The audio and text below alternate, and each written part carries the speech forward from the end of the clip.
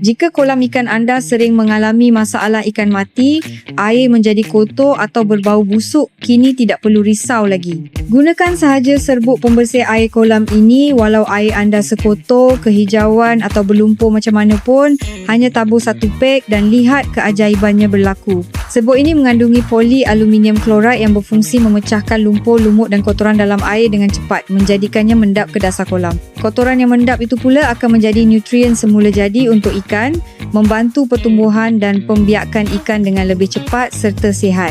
Yang paling istimewa, hanya dengan sekali penggunaan, air kolam boleh kekal bersih sehingga setengah tahun. Produk ini hanya bertindak pada kotoran dan bakteria berbahaya, tidak memberi kesan negatif kepada ikan atau tumbuhan air.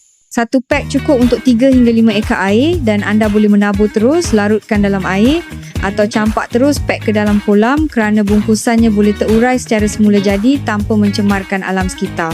Kesan mula dapat dilihat dalam masa 6 jam sahaja dan dalam 24 jam air akan menjadi jernih sepenuhnya. Jadi jangan tunggu lagi, tempah sekarang dengan klik butang Shop Now di bawah.